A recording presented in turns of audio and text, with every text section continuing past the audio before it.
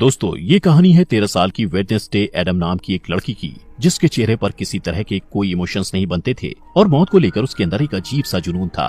वो सोचा करती थी कि मरने के बाद इंसान कहाँ जाता है और उसका क्या होता है। इसी वजह से उसे अक्सर काले और सफेद रंग के कपड़े पहनना ज्यादा पसंद था। उसे देखकर सबको अजीब सा लगता, जैसे कि वो इस दुनिया की ही ना हो। तो चलिए जानते हैं कि आखिर वो लड़की ऐसी क्यों थी। तो कहानी की शुरुआत में वेडनेसडे को एक स्कूल में दिखाया जाता है, जहां वो अपनी डरावनी आंखों के साथ बरामदे में चल रही थी। वहीं बाकी सब लोग उसे घूर घूर कर देख रहे थे। जब वेडनेसडे अपना लॉकर खोलती है तो उसके अंदर उसे अपना भाई बंधा हुआ दिखाई देता है, जिसके मुंह में एक सेब था।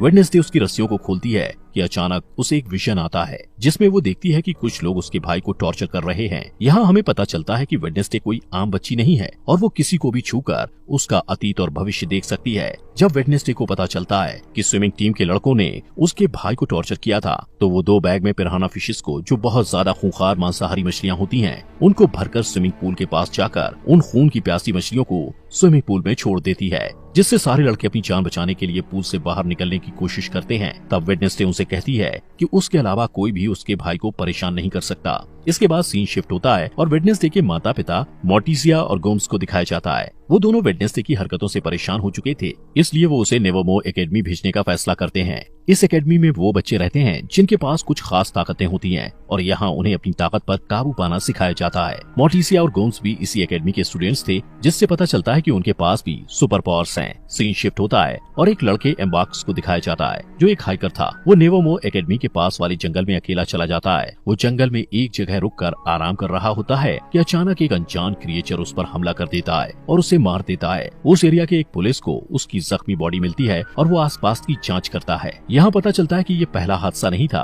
बल्कि इससे पहले भी ऐसे कई हादसे यहाँ हो चुके हैं। दूसरी तरफ वेडनेसडे एकेडमी में जाती है और वहाँ की प्रिंसिपल लैरिसा वीम्स से मिलती है, जो उस एकेडमी को चलाती हैं। लैरिसा उसे रूममेट्स एनेट से मिलवाती है। एनेट एक वेयरवुल्फ थी और हर मामले में वेडनेसडे से पूरी तरह अलग थी। एनेट को रंग बहुत पसंद थे और उसने अपने साइड के कमरे को अलग अलग रंगों से सजा रखा था, जबकि वेडनेसडे को काली और डार्क रंग की चीजें पसंद थी। बाद में एनेट वेडनेसडे को एकेडमी में घुमाती है और वहाँ के मेन ग्रुप फैंग्स, फर्स, स्टोनर्स और स्केल्स के बारे में बताती है। फैंग्स के ग्रुप में वैम्पायर्स होते हैं, फर्स्ट ग्रुप में वेयरवुल्फ होते हैं और स्टोनर्स पत्थर में बदल सकते हैं और उनके सर पर सांप होते हैं। वहीं स्केल्स में जलपरियां होती हैं, जो लोगों के साथ आसानी से हेरफेर कर सकती हैं। एनेट वेडनेसडे को सबसे पॉपुलर लड़की बायंसा बार्कले के बारे में बताती है, जो बहुत ही खूबसूरत जलपरी थी। बायंसा का एक एक्स बॉयफ्रेंड ज़ेवियर थॉप भी उस एकेडमी में होता है, जो अपनी ड्राइंग को असलियत में बदल सकता है। इसके बाद वेडनेसडे के माता पिता वहाँ से चले जाते हैं, लेकिन जाने से पहले वेडनेसडे के पिता उस पर नजर रखने के लिए एक कटा हुआ हाथ वहाँ छोड़ देते हैं, जो जिंदा होता है और उसे थिंग कहा जाता है। इसके बाद वेडनेसडे तलवारबाजी की क्लास में जाती है और वहाँ बायंसा के खिलाफ लड़ने के लिए तैयार हो जाती है। बायंसा और वेडनेसडे के बीच जबरदस्त लड़ाई शुरू होती है और दोनों बराबर पॉइंट पर होते हैं। इसके बाद बायंसा कहती है कि वो बिना किसी हेलमेट के ये गेम खेलना चाहती है और ये गेम तब खत्म होगा जब दोनों में से किसी एक के शरीर से खून निकलेगा। दोनों के बीच फिर से लड़ाई शुरू होती है और दोनों एक दूसरे के ऊपर वार पे वार करते हैं। बायंसा वेडनेसडे पर वार करती है और उसके सर के बाएं तरफ एक कट लग जाता है, जिससे वेडनेसडे के सर से खून निकलने लगता है। इस तरह बायंसा जीत जाती है। वेडनेसडे को चोट पर मरहम लगाने के लिए ले जाया जाता है। जैसे ही वेडनेसडे पट्टी लगवाकर बाहर निकलती है, ऊपर से बर्ड के आकार का एक बड़ा पत्थर उसके ऊपर गिरने वाला होता है, लेकिन उसी वक्त ज़ेवियर उसे धक्का देकर बचा लेता है। कुछ देर बाद वेडनेसडे अपने कमरे में वापस आती है तो उसे महसूस होता है कि कमरे में कोई है और उस पर नजर रख रहा है। वो कमरे को चेक करती है और बेडशीट के नीचे उसे थिंग मिल जाता है। वेडनेसडे समझ जाती ये उसके माता पिता का काम है, इसलिए वो थिंग से कहती है कि उसे उसका साथ देना होगा, वरना वो उसे ड्रॉर में बंद कर देगी। थिंग डर जाता है और उससे वादा करता है कि वो वेडनेसडे के साथ गद्दारी नहीं करेगा। वेडनेसडे ने जो पिराना वाला प्रैंक किया था, उस वजह से उसे दिमागी डॉक्टर के पास ले जाया जाता है। लैरिसा उसे नेवरमोर एकेडमी के पास ही एक छोटे से शहर जेरिको में जांच के लिए लेकर जाती है। वेडनेसडे अपनी थेरेपिस्ट से मिलती है, लेकिन उसे किसी के बारे में कुछ भी नहीं बताती। उसके दिमाग में एक प्लान आता है और वो बाथरूम से जाने के बहाने खिड़की से निकलकर भाग जाती है। इस बीच वो एक आदमी से टकरा जाती है और उसे एक विजन आता है, जहां वो देखती है उस आदमी की कार एक्सीडेंट में मौत होने वाली है। वेडनेसडे डर जाती है और रिलैक्स होने के लिए कॉफी शॉप में पहुंच जाती है। वहाँ उसकी मुलाकात पुलिस के बेटे टायलर से होती है, जो वहाँ कॉफी बेचने का काम करता है। टायलर अपनी एस्प्रेसो मशीन को ठीक करने की कोशिश कर रहा होता है, लेकिन उसे कुछ समझ नहीं आता, क्योंकि मशीन में जो इंस्ट्रक्शंस लिखे हुए थे वो इटालियन भाषा में थे। वेडनेसडे को इटालियन पढ़ना आता था, इसलिए वो आसानी से मशीन को ठीक कर देती है और इसके बदले में वो उसे बस स्टेशन तक छोड़ने को कहती है। टायलर के कुछ कहने से पहले ही वहाँ वो लड़के आ जाते हैं जिन्होंने वेडनेसडे के भाई को टॉर्चर किया था। वो लोग वेडनेसडे को भी परेशान करने लगते हैं। पहले वेडनेसडे उन्हें नजरअंदाज करने की कोशिश करती है, लेकिन जब बर्दाश्त नहीं होता तो वो उन्हें मारने लगती है। कुछ ही समय में लैरिसा पुलिस के साथ वहाँ आ जाती है और वहाँ की हालत देखकर उससे गुस्सा आता है और वो वेडनेसडे को डांटती है। इसके बाद वो लोग नेवरमोर एकेडमी जाने के लिए निकल जाते हैं। रास्ते में उन्हें एक टूटी फूटी कार दिखाई देती है जिसका एक्सीडेंट हो गया था और उस कार में वही आदमी था जिससे वेडनेसडे टकराई थी। उस रात वेडनेसडे वायलिन में बहुत डरावना म्यूजिक बजाती है। वो पूर्णिमा की रात थी और भेड़ियों के चिल्लाने की आवाज भी सुनाई देती है। तभी एनेट वेडनेसडे को बताती है कि वो खुद को वेयरवुल्फ में नहीं बदल सकती, इसलिए वो बाकी लोगों के साथ नहीं जा सकती थी। इस बीच थिंग टेलर के कमरे में जाता है और उसे वेडनेसडे से बात करने के लिए कहता है। टेलर डर कर उसकी बात मान लेता है और वेडनेसडे से वीडियो कॉल पर बात करता है। वेडनेसडे उसे आने वाले हार्वेस्ट फेयर में मिलने के लिए कहती है और कहती है कि वो लोग वहाँ मजे करेंगे, लेकिन असल में वो सिर्फ वहाँ से भागना चाहती थी। हार्वेस्ट फेयर में लैरिसा वेडनेसडे पर अपनी चील जैसी नजर बनाए रखती है। इसके बावजूद वेडनेसडे टेलर से मिलने में कामयाब हो जाती है। वो दोनों वहाँ से भागने ही वाले होते हैं कि वेडनेसडे अपने क्लासमेट रोवन से टकरा जाता है। रोवन तुरंत जंगल की तरफ भाग जाता है। रोवन से टकराने के बाद वेडनेसडे को विजन आता है कि रोवन जंगल में किसी के हाथों बेरहमी से मारा गया है। वो डर जाती है और भागने का प्लान बदलकर रोवन को रोकने के लिए उसके पीछे जाती है, लेकिन इससे पहले कि वो कुछ बोल पाती, रोवन अपनी ताकत का इस्तेमाल करके वेडनेसडे को पेड़ के सहारे ऊपर लटका देता है। इसके बाद वो वेडनेसडे को अपनी माँ के बारे में बताता है जो भविष्य देख सकती थी। उसकी माँ ने 25 साल पहले एक तस्वीर बनाई थी और कहा था कि वेडनेसडे नेवरमोर एकेडमी को बर्बाद कर देगी।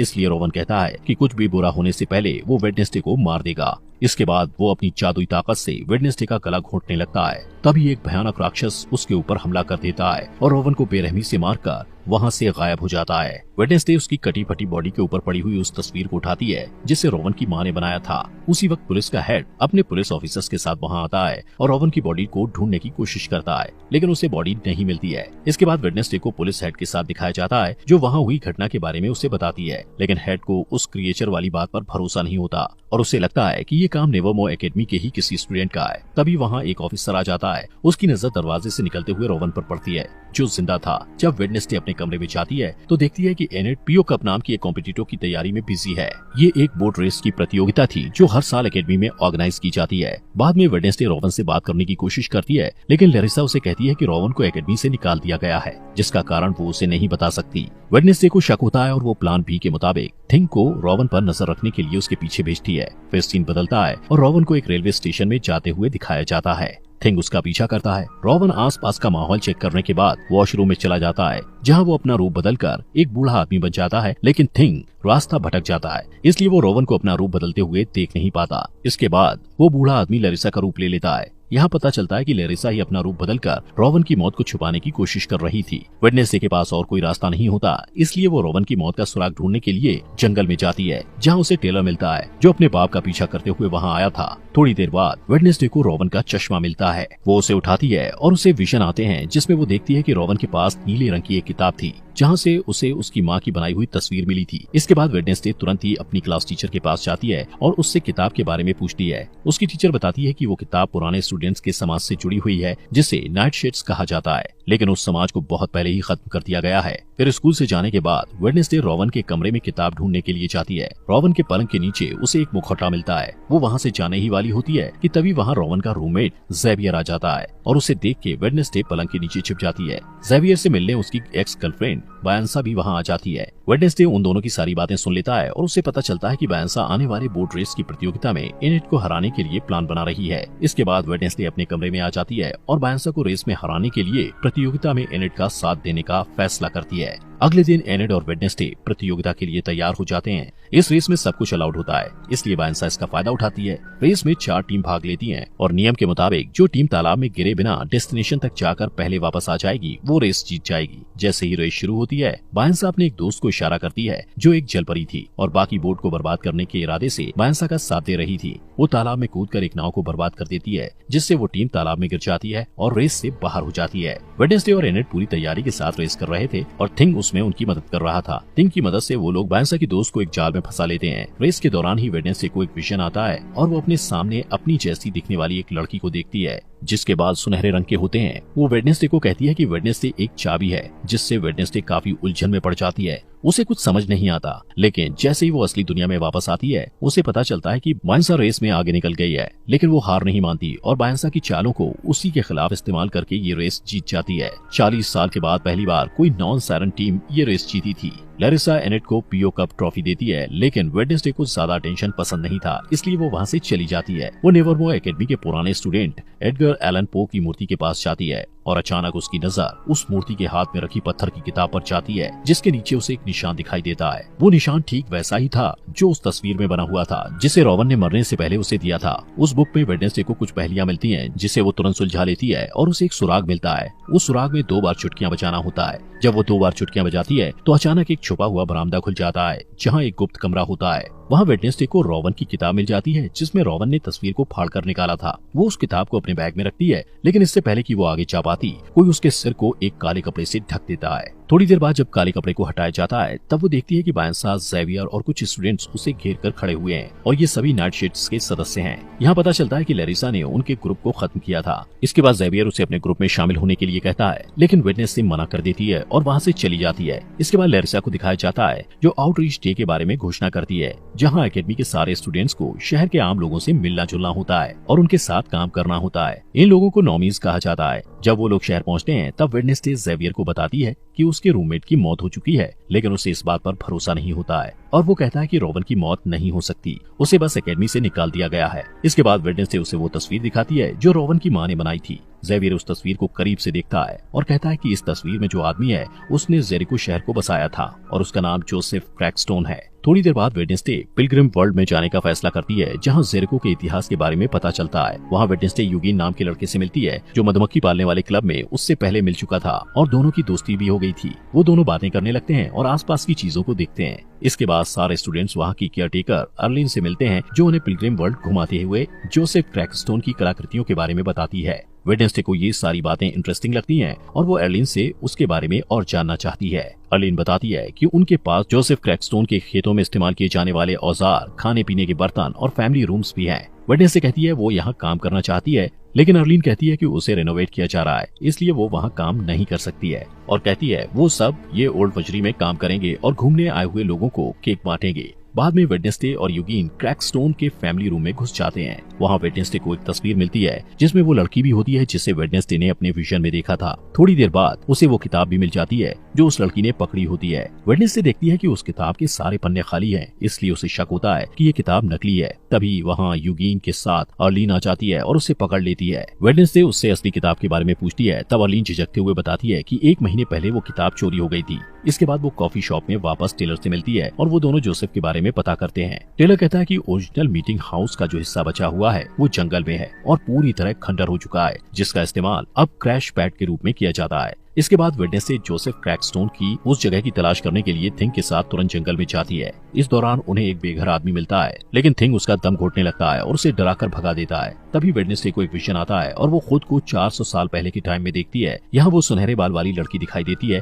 जिसे वेडनेसडे पहले भी अपने विजन में देख चुकी थी। उस लड़की को गाँव वालों ने घेर रखा था और वो उसे शैतान की संतान कहकर पुकार रहे थे। तभी वहाँ जोसेफ क्रैकस्टोन आ जाता है और उस लड़की को गुडी एडम्स कहकर बुलाता है। वो कहता है कि गुडी एक डायन है और उसे भी उसकी माँ और दूसरे आरोपी के साथ उस खेत में मर जाना चाहिए। इसका जवाब देते हुए गुडी की है कि जोसेफ ने उसकी जमीन हड़पी है, बहुत से निर्दोष लोगों की जानें ली हैं और उनकी शांति छीनी है। जोसेफ को गुस्सा आता है और वो गुडी को थोड़ी देर तक घूरता है और फिर उस खेत में आग लगा देता है। गुडी अपनी माँ को बचाने की कोशिश करती है, लेकिन उसकी सारी कोशिशें बेकार हो जाती हैं। जब कोई उम्मीद नहीं बचती तो वो एक गुप्त दरवाजे से निकलकर वहाँ से भाग जाती है। वेडनेसडे वहाँ छुपकर ये सब कुछ देख रही थी। गुडी जल्द ही वेडनेसडे के पास आती है और कहती है कि जोसेफ अपनी ये लड़ाई तब तक नहीं रोकेगा जब तक वो सबको मार नहीं देगा। इस खुलासे के बाद वेडनेसडे असली दुनिया में आ जाती है। वो थिंग को सब कुछ बताती है जो उसने अभी अभी देखा था। उनकी बात खत्म भी नहीं होती कि अचानक उन्हें वही भयानक राक्षस नजर आता है जिसने रॉवन को मारा था। उसी वक्त बारिश होने लगती है। वेडनेसडे बारिश में भीगते हुए उसके पीछे भागती है,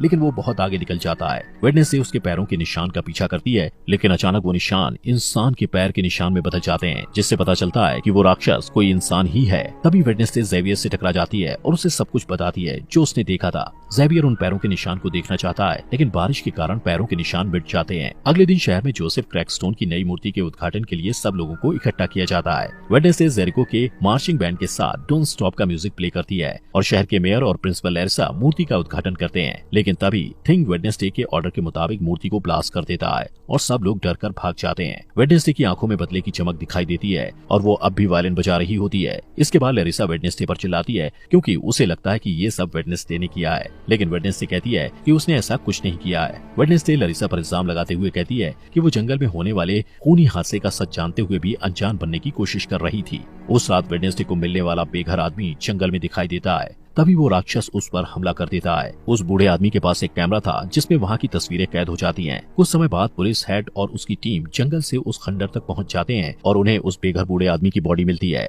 उन्हें वो कैमरा भी मिलता है जिसमें हादसे के वक्त की फुटेज होती है जो असली गुनहगार को सामने ला सकता है। जब कैमरे की तस्वीरों को बड़ा करके देखा जाता है तब पुलिस हेड हत्यारे का चेहरा देखता है। वो एक राक्षस का चेहरा था जिसे देखकर ऐसा लगता था जैसे वो किसी के बुरे सपने से निकल कर आया हो। दोस्तों, अगर आपको इस सीरीज के नेक्स्ट एपिसोड चाहिए तो कमेंट बॉक्स में नेक्स्ट एपिसोड लिखें और ये सीरीज यहाँ तक अच्छी लगी हो तो लाइक